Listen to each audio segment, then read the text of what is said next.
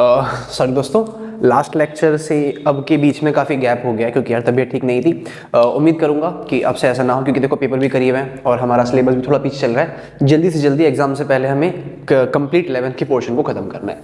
ठीक है, तो कोशिश करेंगे कि हर एटलीस्ट 2 दिन का गैप हो, उससे ज़्यादा गैप ना हो अगली वीडियोज़ में। आइए, लास्ट लेक्चर में सरफेस टेंशन देख लिया था, टॉरिसिली का एक्सपेरिमेंट देख लिया था। आज स्टार्ट करते हैं सरफेस एनर्जी। देखो सरफेस एनर्जी क्या है। अब हमें मालूम है कि लिक्विड सरफेस पर जब फोर्स लगा तो लिक्विड सरफेस का एरिया क्या हो रहा है, मिनिमम होना चाह रहा है। किस लिए? कि जो लिक्विड के लेयर से वो ब्रेक ना हो जाए। उस टेंडेंसी को हमने क्या कहा था? Surface tension. ठीक है जी, तो सरफेस एनर्जी क्या है? अब लिक्विड क्योंकि अपना एरिया मिनिमम करना चाह रहा है, बट बदले में जो अप्लाइड फोर्स है वो क्या करेगा? वो चाहेगा कि लिक्विड सरफेस ब्रेक हो, वो मिनिमम ना हो, उसके सरफेस एरिया को वो इंक्रीज करना चाहेगा। सरफेस एरिया अगर मिनिमम हुआ, ठीक है, तो लास्ट लेक्चर पे ध्यान से देखना कि क्या डायग्राम बनाया था। सरफेस एरिया अगर मिनिमम होगा तो टेंडेंसी टूटने की कम हो जाएगी और मैक्सिमम हुआ तो टूटने की टेंडेंसी बढ़ जाएगी। तो जो लिक्विड सरफेस जो अपनी सरफेस एरिया मिनिमम कर रहा है उसको तोड़ने के लिए जो फोर्स है सरफेस एरिया को मैक्सिमम रखना चाहेगा। ठीक है, तो जो वर्क करना पड़ रहा है सरफेस एरिया को वापस से बढ़ाने में, किसको वर्क करना पड़ रहा है? फोर्स को, लिक्विड सरफेस को सरफेस एरिया वापस बढ़ाने में जो वर्क करना पड़ रहा है अपॉन में जो एरिया का चेंज आ रहा है, इसी को हम सरफेस एनर्जी कहते हैं। डेफिनेशन पे अगर जाए तो सिंपल सी है जी, जो कहा उसी को अंग्रेजी में लिख देंगे। Work has to be done in increasing area of liquid surface against surface tension per unit change in area. तो सरफेस एनर्जी का फॉर्मूला क्या बना बच्चों? वर्क डन अपॉन में चेंज इन एरिया। ठीक है, बहुत इंपॉर्टेंट क्वेश्चन है, 2 नंबर में आता है, बहुत इंपॉर्टेंट है कि प्रूफ करके दिखाना है सरफेस एनर्जी और सरफेस टेंशन हमेशा न्यूमेरिकली इक्वल होते हैं। अच्छा, कैसे? आइए करते हैं। देखो उसके लिए एग्जांपल एनसीईआरटी का बहुत फेमस एग्जांपल है, जो एनसीईआरटी ही ऑब्वियस सी बात है, एनसीईआरटी का ही एग्जांपल है, उसको उठा के हम कर रहे हैं। देखो जो डेरिवेशंस मैं आपको कराता हूं डिट्टो वैसे ही एग्जाम में छाप के आ जाना। मजाल नहीं है कि 1 नंबर भी कट जाए, आधा नंबर 0.5 नंबर भी नहीं कटेगा। बिल्कुल उसी तरीके से उसी पैटर्न में आपको करा रहा हूं। ठीक है, हम समझ भी रहे हैं, तरीका भी सीख रहे हैं एग्जाम में कैसे क्या पैटर्न करके आना है। तो हमने मान लिया कोई रेक्टेंगुलर फ्लेम है हमारे पास ABCD। ठीक है, उसको डिप किया सोप सॉल्यूशन में। कुछ इस तरह से है, मान लेते हैं कि हमारे पास एक ना यू शेप का कोई ऑब्जेक्ट है, यू शेप का। ठीक है, उस पर क्या करा हमने? बीच में एक स्लाइडिंग वायर लगा दी है, दिख रहा है आपको यहाँ पे, ये यू शेप का एक सब्सटेंस था, स्लाइडिंग वायर BC लगा दिया। यहाँ से पकड़ा, इसको उठाया, टब में आपने खूब सारा जो है साबुन घोल रखा है, उसमें डुबाया और निकाल दिया। आपको मालूम है क्या होगा? झाग की एक लेयर फॉर्म हो जाएगी ना सरफेस पे। ठीक है जी, हो गई। लिक्विड ही तो है, सरफेस टेंशन कुछ ना कुछ तो होगा। ठीक है, अब हमने क्या करा? जो स्लाइडिंग वायर था जो डिप करके निकाला, अब स्लाइडिंग वायर को हम कुछ आगे मूव करा रहे हैं।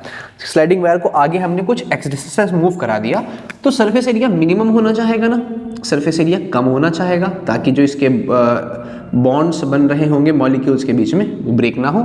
ये पीछे की तरफ फोर्स अप्लाई करेगा, सरफेस टेंशन जो है इसका बैकवर्ड डायरेक्शन में होगा ताकि लिक्विड की जो लेयर्स है वो ब्रेक ना हो जाए। आपको मालूम है ना, कभी अपने अपना हाथ भी डुबा दिया और ऐसे उसको बड़ा करोगे तो फाइनली वो पतला होते होते फट जाता है सोप सॉल्यूशन। लेकिन जितना पास रखोगे तो उतना ही ज्यादा वो स्ट्रॉन्ग रहता है, उतना कम फटता है। तो हमने उसको जो स्लाइडिंग वायर है BC उसको एक्स डिस्टेंस से मूव करा दिया। अब जब मूव कराया कुछ डिस्प्लेसमेंट हुआ। अब जब भी कहीं भी डिस्प्लेसमेंट होगा तो यार वर्क डन तो होता ही है ना, वो वर्क डन हम निकाल सकते हैं। हमें मालूम है वर्क डन का फॉर्मूला अपना क्या होता है जी? फोर्स इनटू डिस्प्लेसमेंट है। फोर्स भी इधर लग रहा है, डिस्प्लेसमेंट भी इधर करा रहे हैं, तो Fx cos 0 डिग्री हो जाएगा। ठीक है, तो work done is equal to force into displacement. और हमें मालूम है सरफेस टेंशन का फॉर्मूला हमने क्या पढ़ा था? Force per unit length. तो यहां से फोर्स का फॉर्मूला क्या निकल जाएगा? Surface tension into length. तो यहां पे क्या आ गया? Surface tension into length into में x। ये जगह मैंने क्यों छोड़ी अभी समझते हैं। अब इंक्रीज इन एरिया की बात करते हैं कि इसमें एरिया में इंक्रीज कितना आया। तो चेंज निकालना है या इंक्रीज निकालना है तो क्या करते हैं? फाइनल माइनस इनिशियल ना। तो फाइनली एरिया ये हो गया, इनिशियल एरिया ये छोटा वाला था, तो फाइनल कंप्लीट का AB'C'DA इसका एरिया में से माइनस कर देंगे ABCDA, तो जो आपका चेंज है वो निकल के आ जाएगा। अब इसको माइनस करने से अच्छा है, अब देखो ना ये जो बड़ा वाला जो रेक्टेंगल बन रहा है, जो छोटा वाला रेक्टेंगल बन रहा है, इसमें एक्स्ट्रा पार्ट क्या है? ये बीच वाला ना, तो यही आपका चेंज हो गया। बस इसका एरिया निकालना है। कैसे निकालेंगे जी? देखो ये छोटा सा रेक्टेंगल बना बी बी डैश सी, यही तो चेंज है ना, यही तो एक्स्ट्रा एरिया है। इसका एक साइड x और एक साइड l, वायर की लेंथ l। तो चेंज इन एरिया को हम सिंपल डेल्टा ए को हम सिंपल क्या कर सकते हैं, l इंटू एक्स। यहां तक कोई दिक्कत? अच्छा, मैंने यहां भी गैप छोड़ दिया, क्यों? अब समझते हैं। देखो कभी अपना हाथ आप सोप सॉल्यूशन में डुबा के निकालोगे ना, तो एक बात नोटिस करना, एक लेयर अगर यहां फॉर्म हुई तो एक लेयर पीछे भी फॉर्म होती है, हमेशा ऐसा होगा। सोप सॉल्यूशन के हमेशा 2 लेयर्स एक साथ फॉर्म होते हैं, हमेशा। कोई भी सोप सॉल्यूशन होगा हमेशा उसके 2 लेयर्स फॉर्म होंगे। आप अपनी उंगली को चाहे ऐसे करके डिप करके देखो, एक लेयर यहां एक लेयर यहां। आप चाहे ऐसे करके डिप करके देखें, एक लेयर यहां एक लेयर यहां। आप चाहे इस तरह से डिप करके देखें, एक लेयर पीछे एक लेयर आगे, हमेशा सोप सॉल्यूशन की 2 लेयर बनेगी। तो अगर सोप सॉल्यूशन की 2 लेयर बन रही है तो एक आगे वाला एरिया में चेंज और पीछे वाला एरिया में चेंज। अगर आगे वाले में है ना, आगे वाले में अगर LX का चेंज आया तो पीछे वाले में भी तो LX का चेंज आया। तो चेंज इन एरिया टोटल कितना हो गया? 2LX। और आगे भी लेयर पीछे भी लेयर, है ना, आगे भी लिक्विड की लेयर पीछे भी लिक्विड की लेयर। ये तो सरफेस टेंशन भी तो 2 होना चाहिए ना, एक आगे वाली लेयर के लिए एक पीछे वाली लेयर के लिए। तो बेसिकली मुझे यहाँ पे क्या करना चाहिए, सरफेस टेंशन में 2 से मल्टीप्लाई। तो 2 फैक्टर हमने क्यों लिया? बिकॉज लिक्विड सरफेस नहीं, soap solution has 2 surfaces. Her liquid surface का थोड़ा ही होता है, वाटर का नहीं होता। सिर्फ सोप सॉल्यूशन की बात चल रही है यहाँ पर, ठीक है। So I am going to write it over here, क्या कि factor 2 is taken because soap surface, है ना, soap surface has 2 soap solution, soap surface भी कर सकते हैं, soap surface has 2 surfaces. Soap के सरफेस के 2 सरफेस होते हैं, इसलिए हमने 2 को लिया है। तो जी अब आगे आते हैं सरफेस एनर्जी पे। ये गैप क्यों छोड़ा, ये अच्छा क्वेश्चन है। वो इसलिए छोड़ा कि अंदाजा नहीं था, वो छोड़ना पड़ जाएगा, तो वो एक्स्ट्रा, यहाँ पे कुछ नहीं करना हमें।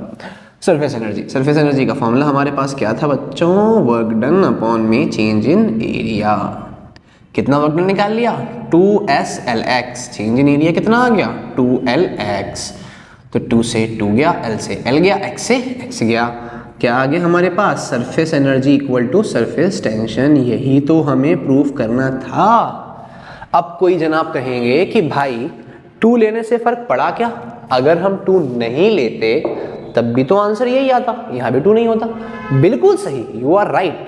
लेकिन अगर हम एग्जाम्पल में सोप सॉल्यूशन ले रहे हैं ना, तो भैया ये दिखाना जरूरी है कि इसके 2 सरफेसेस हैं। आपका आंसर टेक्निकली तो ठीक है लेकिन लॉजिकली गलत है, ठीक है जी, क्योंकि 2, अब ये टेक्निकली लॉजिकली ऐसे बोल दिए, मैंने मन कर रहा था, छोड़ो, ठीक है। तो कॉन्सेप्ट ये है कि 2 होना चाहिए, वो अलग बात है कि उसका कोई पार्टिसिपेशन नहीं है, बट कॉन्सेप्ट तो है कि उसको आपको रखना पड़ेगा। तो खैर हमने ये प्रूफ कर दिया कि सरफेस एनर्जी बराबर सरफेस टेंशन है। अगर ये डेरिवेशन सोप सॉल्यूशन के लिए ना होकर के किसी ऐसा सरफेस के लिए होती, अज्यूम कर लेते हैं कि उसके 8 सरफेस हैं, तो क्या तब भी यही रिलेशन आता? चेक करते हैं। अगर 8 सरफेसेस हैं तो सरफेस टेंशन भी 8 सरफेस का होता, 8S। चेंज इन एरिया भी 8 सरफेसेस में आता, तो 8 का फैक्टर यहां भी आता, 8 से 8 कट जाता। फाइनल एक्सप्रेशन क्या आता? फिर से यही आता। यानी लिक्विड सरफेस के 1 सरफेस हो, 2 सरफेस हो, 1000 हो, 1 करोड़ सरफेस हो, ये चीज जो है surface tension equal to surface energy, ये क्या है आपका? ऑलवेज, हमेशा ऐसा रहने वाला है, ठीक है जी। तो उम्मीद करता हूं आपको ये क्लियर हुआ होगा। आइए अब इस कॉन्सेप्ट का यूज करते हुए हम आगे बढ़ते हैं एक्सेस प्रेशर की तरफ, जहां पे हमें लिक्विड बबल और सोप बबल का निकालना है। तो कुछ नोट पॉइंट्स देख लो, इसके बाद हम शुरू करते हैं। क्या नोट पॉइंट्स हमारे पास अभी तक क्या क्या डाटा आ गया कि जो सरफेस टेंशन का फॉर्मूला है that is force upon length, ठीक है जी। एक हमारे पास ये फॉर्मूला है, एक हमारे पास है कि surface energy equal to work done upon में चेंज इन एरिया, ठीक है, एक ये फॉर्मूला है। एक हमने अभी निकाला क्या कि जो सरफेस टेंशन है वो बराबर है किसके? सरफेस एनर्जी के। तो इसका मतलब क्या कि जो सरफेस एनर्जी का फॉर्मूला है वो सरफेस टेंशन का फॉर्मूला है, और जो सरफेस टेंशन का फॉर्मूला है वो सरफेस एनर्जी का फॉर्मूला है। तो यहाँ से हम ये भी कह सकते हैं कि जो सरफेस एनर्जी है that is force per unit length हो सकता है, और जो सरफेस टेंशन है that is work done upon में चेंज इन एरिया हो सकता है। ऑलराइट, अब यहाँ से जो मैं एक्सप्रेशन लिखने वाला हूँ ये हमारे लिए बहुत ही महत्वपूर्ण है, क्योंकि इसको हमें यूज करना है अगले डेरिवेशंस में यार। तो जो वर्क डन है इक्वल टू क्या हो जाएगा, surface tension into change in area. इस पे नजर रखें अच्छे से, work done is equals to surface tension into change in area, इसका हम इस्तेमाल करने वाले हैं। तो आइए इस वाले एक्सप्रेशन की हमें जरूरत थी अगले डेरिवेशन के लिए, तो इस पे अच्छे से नजरें गड़ाए रखो इस डब्बे पे। हम आगे बढ़ते हैं, आइए शुरू कर देते हैं। एक्सेस प्रेशर पहला निकाल रहे हैं इनसाइड लिक्विड ड्रॉप, दूसरा होगा हमारा सोप बबल, जो झाग बुलबुले उड़ा के फुला के उड़ाते हो ना, उसके एक्सेस प्रेशर क्या है। पहली बात एक्सेस, याद हो variation of pressure with depth में ये वर्ड आ चुका है। एक्सेस का मतलब बताया था क्या, नेट प्रेशर की बात हो रही है, नेट प्रेशर है ना, माइनस करेंगे बाहर का माइनस अंदर का, या अंदर का माइनस बाहर का, जो भी बड़ा होगा उसमें से छोटे का माइनस करेंगे, तो नेट प्रेशर निकालना है हमें। अब नेट प्रेशर का ही निकालना है। देखो मान लेते हैं वाटर का एक ड्रॉप बन गया, लिक्विड है, लिक्विड अज्यूम कर लेते हैं वाटर। तो वाटर का जब एक ड्रॉप बन गया हमारा, तो बाहर तो कुछ एटमॉस्फेयर का प्रेशर होगा ना, पी नॉट, और अंदर से भी तो कुछ प्रेशर लग रहा होगा बाहर की तरफ, ठीक है, अंदर से भी कुछ ना कुछ प्रेशर तो देखो लग रहा है बाहर की तरफ, इसको हम बोल देते हैं पी आई। ये क्या है, अंदर से बाहर लगने वाला प्रेशर, और जो बाहर से लगने वाला प्रेशर है दैट इज पी ओ। अब अगर हम देखें कोई भी ड्रॉप हो तो वो अपना एरिया हमेशा इंक्रीज करता है ना, चाहे आपने सोप फुलाया हो तो आप मतलब झाग फुलाते हो, उसी एग्जांपल ले लेते हैं, तो छोटा होता है धीरे धीरे बड़ा होते होते होते होते होते फट जाता है फाइनली, ठीक है। अच्छा, तो अब इसका मतलब क्या है कि जो अंदर से लगने वाला प्रेशर है बाहर की तरफ वो हमेशा ज्यादा होगा। तो एक बात तो अपनों को मालूम है इस केस में क्या, कि जो पी आई है वो ग्रेटर देन पी ओ है। तो जो एक्सेस प्रेशर की अगर हम बात करें भैया, एक्सेस प्रेशर की पी, तो ये किसके इक्वल है हमारे पास, P I minus P O के बराबर है एक्सेस प्रेशर। ठीक है जी, ये हमारे पास एक्सेस प्रेशर का फॉर्मूला हो गया। अब मान लेते हैं ऑब्वियस बात अंदर का प्रेशर बढ़ा है, तो धीरे धीरे हमारी जो ये ड्रॉप है ये इतने से बड़ा हो गया, कुछ इतना हो गया है ना। रेडियस जो है इनिशियली मान लेते हैं इसका आर है, इनिशियल रेडियस आर है, और बढ़ बढ़ के इसका रेडियस कितना हो गया, डी आर से इंक्रीज हो गया। ठीक है, लिख लिया हमने कि जो रेडियस ऑफ ड्रॉप है इंक्रीजेस फ्रॉम आर था, और आर से बढ़ के वो आर प्लस डी आर हो गया। ठीक है, अंदर का प्रेशर ज़्यादा है इसकी वजह से। अब हमें निकालना है एक्सेस प्रेशर, यानी P का फॉर्मूला हमें निकालना है, कितना निकल के आएगा यहाँ पर। अब आप कहोगे यार P का फॉर्मूला दे रखा है, P I minus P O, तो P I minus P O एक जनरल एक्सप्रेशन है, हमें निकालना है रेडियस वीडियस की टर्म में, सरफेस टेंशन वेंशन की फॉर्म में आंसर निकालना है। तो आइए बढ़ते हैं आगे, कैसे शुरू करेंगे। अब देखो हमें मालूम है कुछ डिस्प्लेसमेंट हुआ ना हर तरफ से डी आर, डिस्प्लेसमेंट जब भी होगा तो वर्क निकाला जाएगा यार। तो मान लेते हैं आर से डी आर गया, तो जो वर्क लगाएंगे, वर्क का फॉर्मूला हमारे पास क्या होता है, फोर्स इंटू डिस्प्लेसमेंट। तो फोर्स कितना, कुछ एफ लगा, और डिस्प्लेसमेंट कितना हुआ है, डी आर हुआ है। डिस्प्लेसमेंट कितना है अपना, डी आर। अब अगर हम फोर्स की वैल्यू पुट करें तो क्या होता है, प्रेशर इंटू एरिया इंटू में डी आर। ठीक है जी, एरिया की बात अगर करें, एक्सेस प्रेशर है P, क्योंकि जो एक्सपेंड हो रहा है वो ना तो PI की वजह से हो रहा है ना PO की वजह से हो रहा है। एक्सपेंड किसकी वजह से हुआ, नेट प्रेशर की वजह से, एक्सेस प्रेशर की वजह से, PI माइनस PO की वजह से, ना कि PI की वजह से, ना ही PO की वजह से। तो एक्सेस प्रेशर की वजह से ये एक्सपेंड हो गया। ठीक है, अब शेप कैसी है इसकी, सर्कुलर देखने में लग रही है, एक्चुअल शेप कैसी है, स्फेरिकल, और स्फेयर का एरिया कितना होता है, 4 पाई आर स्क्वायर, और डिस्प्लेसमेंट साथ में कितना चल रहा है, डी आर। इसको हम मान लेते हैं समीकरण नंबर 1। आगे बढ़ते हैं। अब क्या करना है, हमने जस्ट पिछले स्लाइड में, मतलब स्लाइड तो नहीं कहूँगा, इसको मिटाने से पहले एक एक्सप्रेशन निकाला था क्या, कि वर्क डन को एज क्या, कि वर्क डन को हम क्या कर सकते हैं, surface tension into change in area. Work done का हमारे पास एक और तरीका है निकालने का, इस तरीके को अप्लाई करते हैं। तो work done equal to surface tension कुछ होगा S इनटू में चेंज इन एरिया, क्या करेंगे जी, final area minus initial area. ठीक है, so work done equal to surface tension final area. देखो फाइनल रेडियस कितनी हो गई, r थी और dr और बढ़ गई, तो अब बड़ा वाला जो स्फीयर बन गया है उसका रेडियस कितना है, r प्लस dr।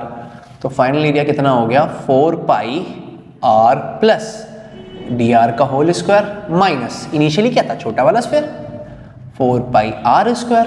चलिए जी सॉल्व करते हैं इसको, तो कितना आएगा देख लेते हैं। कुछ कांस्टेंट आ रहा है तो पहले निकाल लेते हैं कांस्टेंट, क्या कांस्टेंट आ रहा है, 4 पाई, ये कांस्टेंट आ रहा है, ठीक है। अंदर r प्लस डी आर का होल स्क्वायर, तो फॉर्मूला लगाते हैं a square plus b square D are का होल स्क्वायर प्लस 2ab, तो 2r dr माइनस में क्या बचा यहाँ पे, r स्क्वायर। कुछ हो रहा है, बहुत कुछ हो रहा है, r स्क्वायर से r स्क्वायर जा रहा है। और दूसरी बात पे गौर करें, देखो ऐसा नहीं है कि अगर आपका बबल इतना सा है तो फूल के इतना बड़ा हो जाएगा। रेडियस में जो इंक्रीज होता है ना वो कंपैरेटिव टू ओरिजिनल रेडियस काफी कम इंक्रीमेंट होता है, ठीक है। मतलब अगर हम कहेंगे इनिशियल रेडियस 2 थी तो बढ़ के कुछ 2.02 हो जाएगी या 2.2 हो जाएगी हद से हद, या 2.3 हो जाएगी। तो जो इंक्रीमेंट हुआ, जो डी आर है, जो एक्स्ट्रा रेडियस है, जो इंक्रीज हुआ है, वो ज्यादा नहीं होता, बहुत कम होता है। तो एक बात अपनों को मालूम होनी चाहिए, जो ये डी आर है ये क्या है, स्मॉल। डी आर अगर स्मॉल है तो भैया इसका स्क्वायर क्या होगा, too small, very small, too small, या वेरी लिख देते हैं, वेरी स्मॉल। कैसे कैसे, 0.1 का स्क्वायर करना जरा, कितना आएगा 0.01, 0.2 छोटा है ना, स्क्वायर करना कितना हो जाएगा 0.04। छोटी क्वांटिटीज का स्क्वायर करने से वो और छोटा हो जाता है। तो क्योंकि डी आर स्क्वायर छोटा है तो हमें उसे ऐड करने ना करने से कोई फर्क नहीं पड़ने वाला। तो जब नहीं पड़ेगा तो हटा देते हैं ना, रख के करेंगे क्या। तो वर्क डन का फॉर्मूला कितना हो गया, सरफेस टेंशन इनटू में 4 पाई, ब्रैकेट में सिर्फ क्या बचा 2r dr, ठीक है। हमने करा क्या, जो ये डी आर स्क्वायर है इसको हमने कर दिया नेग्लेक्ट, नकार दिया इसको हमने, नकारा है वो। आप नहीं हैं अगर पढ़ेंगे तो, वरना आप भी हैं अपने खानदान वालों की नज़रों में नकारा, अगर एग्जाम में अच्छे नंबर नहीं आते हैं तो। खैर देखो, वो जो single sheet of paper can't decide your future, या दैट्स ट्रू, वो डिसाइड नहीं कर सकती, लेकिन भैया इज्जत वही दिलाएगी खानदान में, तो नंबर तो लाने पड़ेंगे। उस सिंगल शीट ऑफ पेपर को भरना पड़ेगा, वो भी सही आंसर्स के साथ, गाने लिख के नहीं आने पेपर में। तो करते हैं सॉल्व, कितना हो गया ये s, 4 दूनी 8, ठीक है। चलो 8 पहले लिख लेते हैं ना, 8 s इंटू में pi into R into D R, इसको मान लेते हैं समीकरण नंबर 2। क्या फायदा हुआ भाई, वक्त निकाल चुके थे, यहाँ भी क्यों निकाला, वो इसलिए निकाला क्योंकि हमें चाहिए एक्सेस प्रेशर, और दोनों जगह हमने वर्क डन निकाला है। तरीके अलग अलग है लेकिन निकाला तो वर्क ही है। ये दोनों वैल्यू होनी तो सेम ही चाहिए ना, ये भी वर्क है ये भी वर्क है, और एक ही चीज का वर्क है, किसका, लिक्विड ड्रॉप के एक्सपेंड होने का। तरीके अलग अलग है, इनकी वैल्यूज तो बराबर होगी, भले ही अलग अलग तरीके से निकाला बट ये है तो बराबर। क्या, इक्वेशन 1 और 2 बराबर होने चाहिए। तो ये जो वैल्यू है p into 4 pi R square D R, p into 4 pi R square D R must be equal to 8 into में s इंटू में pi into R into D R. अब उड़ाने वाला गेम खेलते हैं, है ना। डी आर से डी आर गया, पाई से पाई गया, 4 से 8 गया, 2 बचा, आर स्क्वायर से आर गया। तो what we have left in the equation, ये तो सब कटा p है ना, p इक्वल टू 2s और ये r बचा हुआ है, तो 2s बाय r। तो जी ये फॉर्मूला आ गया हमारा excess pressure inside liquid drop, ये एक्सेस प्रेशर है। अब अगर मान लो इंटरनल प्रेशर निकालने को भी बोलते हैं, है ना, और इंटरनल प्रेशर की अगर हम बात करें तो उसके लिए भैया बहुत सारे पापड़ बेलने की ज़रूरत नहीं है, एक छोटा सा एक्सप्रेशन लिखना है। हमें मालूम है पी आई की वैल्यू किसके बराबर है, P I minus P O, है ना।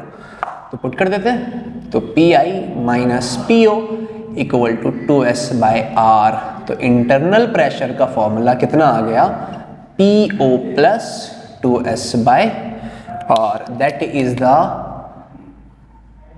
क्या कहते हैं हिंदी में, भूल गया मैं, इक्वेशन नहीं, इक्वेशन तो इंग्लिश में कहते हैं, चलो खैर, that is the equation for internal pressure, right. Internal मैं क्या लिख रहा हूँ, इंटरनल प्रेशर, इंटरनल प्रेशर। और that is the formula for excess pressure.